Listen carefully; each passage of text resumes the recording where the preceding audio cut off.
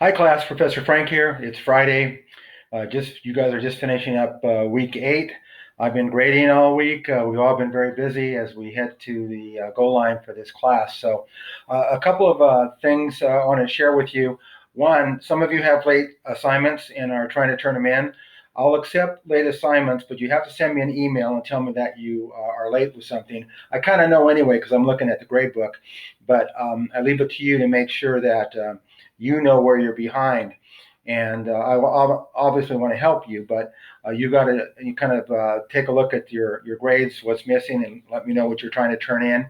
I cannot accept anything after Wednesday, this next Wednesday, which is the 11th, I believe, at midnight California time. Because I have to have final grades in by Friday. So I want to have a buffer there. So try to get any late assignments into me. Let me know that's happening, and I'll get to them. Okay, there will be some late points incurred in that case, right? But I'd rather have you turn in something and get some points than you not turn anything and get no points and end up impacting your grade.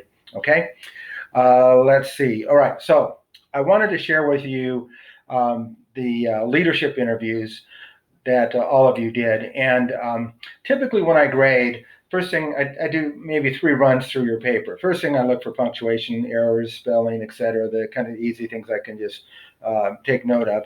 Then the second thing I look to see, did you follow the directions? Did you answer all the questions that were expected in the assignment? And then lastly, I look at the content. What did you talk about? How did you answer the questions?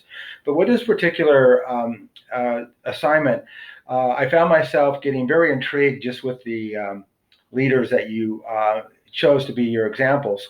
So I'm very, very impressed with your choices. So I'm not going to have time to tell all of you which student and which leader they chose. I'm just going to go down the list of leaders. This is no special order, but it's very exciting. So the first one is Aristotle. Hey, you can't go wrong with Aristotle, right? Guy has been a legacy for thousands of years, and one of the fathers of modern research, education, like Socrates, and democracy. So that was great. A couple of you talked about Kobe Bryant and what he meant as a leader, and what he meant as a family man. If you looked at work, if you looked at education, if you looked at family, Kobe runs into all of those things because he was not only a great athlete, but he provided a lot of support for educational initiatives across the country. Oh, this is another favorite one here. Queen Elizabeth, Mother Queen. If you are a Netflix fan and you like historical dramas, The Crown is excellent. Obviously, that's a drama, but it's based on a lot of historical information about the Queen and what a stupendous life she has led, and she's still living. So that was a good one. I forgot the character's name, but it's a Harry Potter character. I'm not a Harry Potter fan. Not that I'm just have never read any of those books. I've seen a few of the movies, but Harry Potter and one of his friends was one of the leaders. Somebody talked about.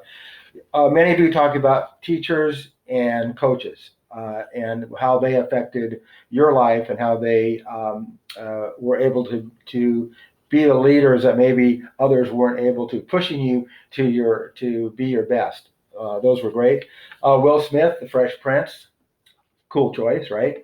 Martin Luther King, several of you chose Martin Luther King and Rosa Parks as well. One student picked Mr. Pennington from the movie. Now it skipped my mind. Uh, Dead Poet Society. Okay, all right. And if you watch that movie, there's an excellent scene where Mr. Pennington talks to the students, and the whole notion of carpe diem or seize the day comes up. So you should check that out. Robin Williams was the main actor there. Coach Eddie Robinson of Grambling. He was one of the finest coaches at a historically black university, did tremendous things, and definitely a leader. All of you, not all of you, but some of you talked about your moms and dads and what they meant to you. Of course, those are always great examples of leadership. I have to admit, I didn't know who this was. Maybe I've heard of it, but Sammy V. So I checked out who Sammy V is, and he's an influencer. So I know about Sammy V. And then one of your fellow students, Andrew Glover, his dad played in the NFL. And I looked it up a little bit more, Andrew, and I see that he was part of the concussion protocol lawsuit. So I hope he's doing well, but that's a very serious situation with the NFL. So that's, I think I got everybody in here. No, Nelson Mandela was also one. So what's unique about the list? It's broad. It's also in depth. Everybody has had excellent examples in terms of quotes and things that were that made these great leaders. So I was totally fascinated with the whole thing.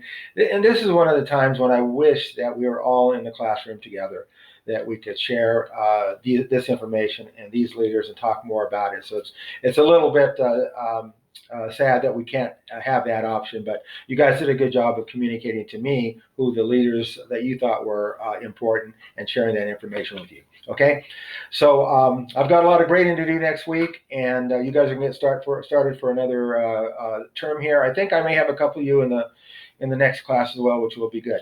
But in the meantime, if you have any questions, feel free to reach out to me, and I'll send out a final video after final grades are posted. Okay, have a good weekend. See you later. Bye.